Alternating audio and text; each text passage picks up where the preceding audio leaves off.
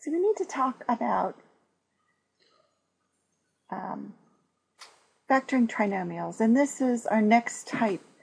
And these are trinomials with a leading coefficient other than 1. That is, this coefficient here isn't 1. I am actually going to give two methods for this, or talk about two different methods for this. In this video, we're just going to talk about method 1. And this is, of course, the form that we're talking about. Now, when we do these, we have to remember that all of our factoring sort of rules are going to apply here. And that is, first of all, we always check looking for GCF. When we see it's a trinomial and the leading coefficient isn't 1, we have to use a slightly different method. And we have to use many of the skills that we've already done, but in this case, we do have to think a little bit differently. And this really is one of the big moments of using our logic and reasoning. Many books call this method the trial and error method. I prefer to call it the logic and reasoning method because that's what we're doing. We're using logic and we're using our reasoning skills, to get there. We're not guessing. We're using information that we have to make a best guess, which is definitely, as far as I'm concerned, reasoning. Now, there are a few things that we look for, and I've just listed them here. So the first is the first two terms in the parentheses must be factors that, when multiplied, equal the first term. So we're talking about the factored form here. The second terms in each of the parentheses must be factors such that, when multiplied, they equal the third term. Now, these are exactly the same. What I'm saying here is exactly the same as what we used for the leading coefficient of 1. And then the sum of the products of the inner and outer terms, and remember that's that inner part of the FOIL, is the middle term of the trinomial. Again, exactly the same. The only difference really is what we have to do to get that first term. And it is a little bit more work because remember when we do these,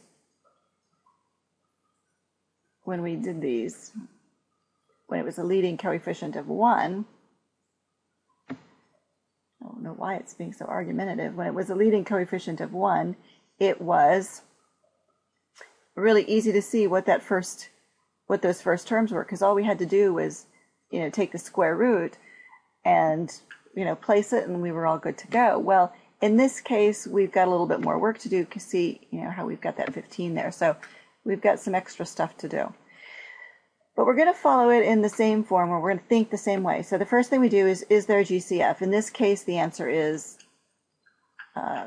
15 has factors of 3 and 5. Do 3 or 5 go into 22? The answer is no, so there's no numerical GCF, and this does not have a variable, so there is no GCF. So we did that. Is it in proper form? And really, remember, in proper form, we just need to make sure that it is in descending, and we can actually use ascending order of the exponents. So that's what we're looking at. And this exponent's definitely in descending order. That's a 1 if we don't see it. So the next thing that we do, and I'm just going to bring that down here so we can see it a little bit. When we do this, is we can go ahead and put in our double parentheses. Now the big question though is, we can't just do x and x. We've got to have something else there. So the first thing that we're going to do is we're going to list all the factors of the first term of the trinomial. So the first term is 15. So all the factors are 1 times 15 and 3 times 5. I actually like to put them right up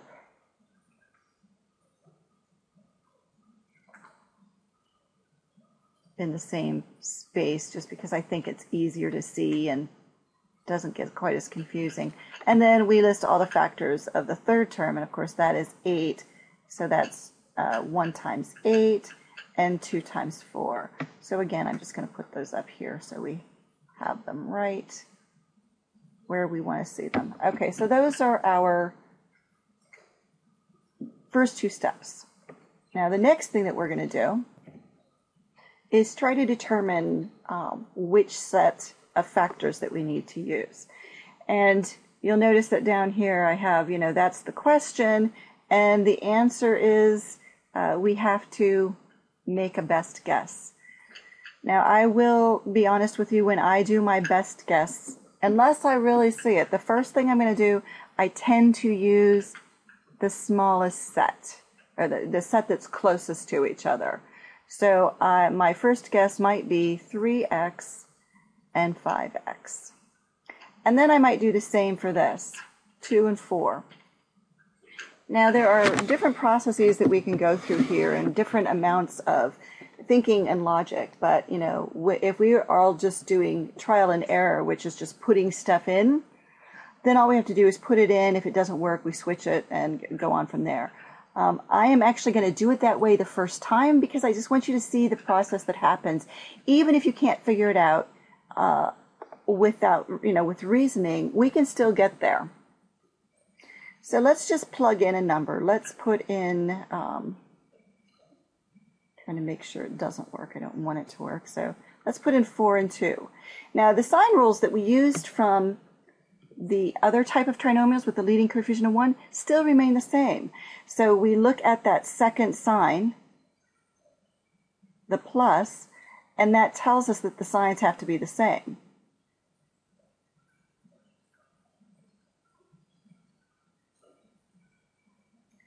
When we look at the first sign, again, tells us the same answer.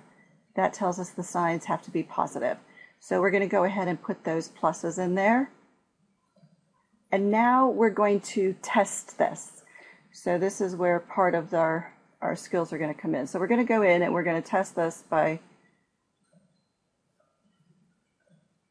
just doing, and what I tend to do is just do the inner and the outer. I don't do the whole FOIL because we already designed, 3x times 5x is 15x. That was the whole point of what we did there. And of course, we also know that 4 times 2 is 8. That was the point of what we did there. What we want to know is, do these inner and outer add to this? So we've got 20x and we've got 6x. And when we look at this and we add up those terms to get the middle two terms, that is 26. And that doesn't work. So I'm just going to write over here and do it over again very quickly. And what I've done is I've set it up so all we have to do is the back term again. So I'm starting the exact same place, but here where I had this 4 and this 2, we're going to just we're just going to switch the order of those two. So we're going to put this as the 2 and the 4. So do you see what happened? Hopefully, just if you need to, pause for a minute so you can really see. So what we've done is we've switched the order. Now I'm going to go ahead and put in the signs. We know that they're both plus.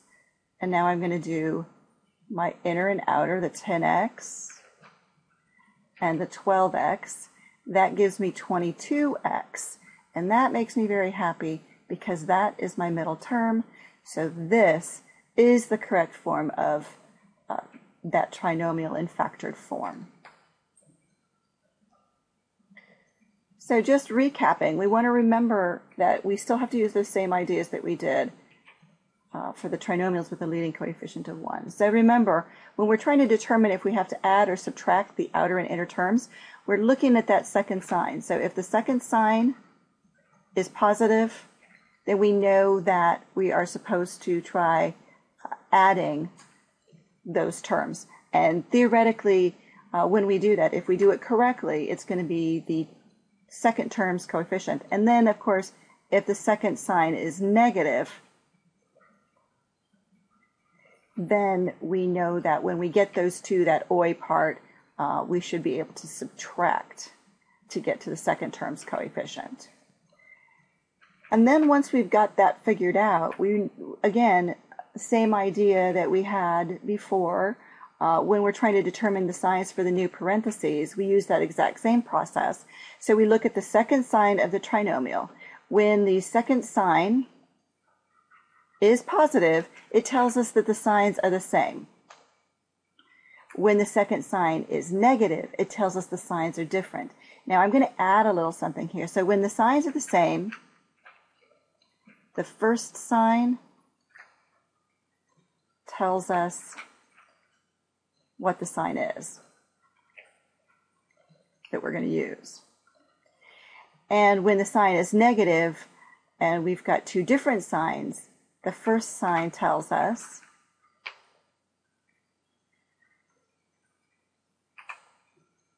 the sign of the larger product.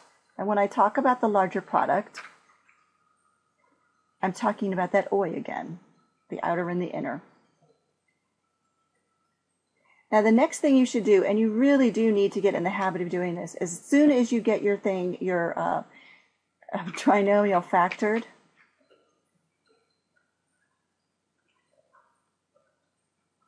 the next thing you should do is FOIL it to make sure you did it correctly. So first,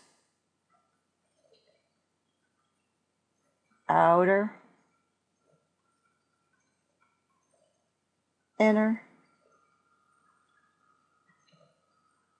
and last. And then we look for like terms.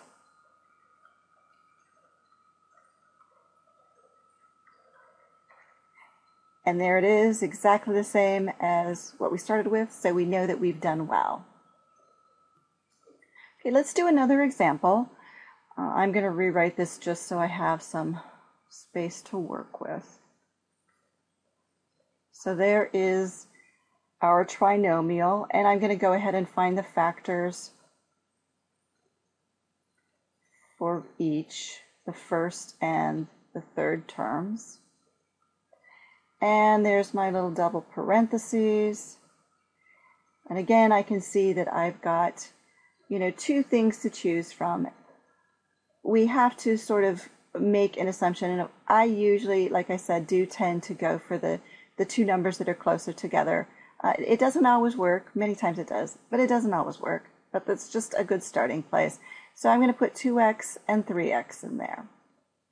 Now the next thing that I'm going to do is I'm going to try to decide which of these two I want to start with. And again, unless I see something really profound, I do the same thing. I just choose the two that are closer together unless I see something that makes me think that I should try otherwise first. So now I need to choose the 2 and the 5. Now one of the things that I want you to notice is that this is a negative. Before I'm choosing, I'm using some logic and reasoning here. That means I need to subtract to get 11. Does everyone kind of see that? So now that I see that I need to subtract to get 11, that tells me something really important. What it tells me is that one of the numbers has to be bigger than 11. So if I put the 2 here and the 5 here, neither of those numbers is bigger than 11. So what I'm going to do is put the 5 here, because now I've got a nice 15, and I'm going to put the 2 here. So do you see how we can use reasoning skills? We need to have a number bigger than 11. It's simple as that. So this is 15x, and this, is 4x, and of course 15 minus 4 is 11. So we've got a good thing going here. So we are in the right ballpark. The only thing that we really need to do at this point is figure out what the signs are. Now again, that negative here tells us the signs are different. And the first sign over here, remember, says the bigger product gets the negative. So the bigger product down here was the negative 15. The smaller one, of course, is going to get the positive since they're different. So since this is a negative 15, that means that the negative has to go here, and then, of course, the positive goes there. So now I'm going to write that off to the side again, because I really do, I'm not going to do this every single time, but I really do want you to get into the habit of doing this. Now we're going to FOIL. So 6x squared.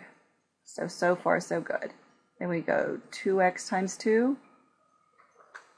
negative 5 times 3x, negative 5 times 2, combine like terms. And we see we end up with the same thing that we started out with, so we are good. Now this one's nice. I used a couple primes in here, and this is something that you are going to see also. When you see you've got two prime numbers, particularly when the first number is prime, you know you've only got one choice. You've got 1 and 3, and you've got 1 and 5 here. So those are our only choices. So really not a lot of work to do here. We know it's got to be 3m and m, and then 1 and 5 have to work. So the first thing that we're going to do, again, is look at this. This tells us the signs are the same, so it tells us that when we are doing our products, these are going to be the same.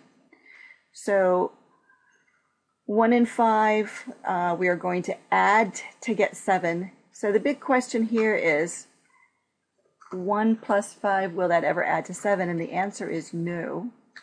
So that means this thing is prime. Now if you don't see that and you try to do it, you do 5 and 1, let's say, so that gives you 1m and 15m. Well, that's obviously never going to add to 7. So then you try it again.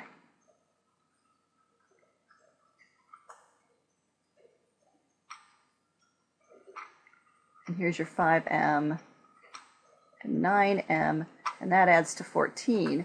So neither one of those works, and there are no other choices except I put a 3 in there instead. Should have been a 1. That's okay, it's still not going to work. So that's a 3, gives me an 8. And what we were looking for, of course, is a 7. So neither one works, and since they're prime and we only have those two choices, we know that there's nothing else we can do. Again, we've proved that it was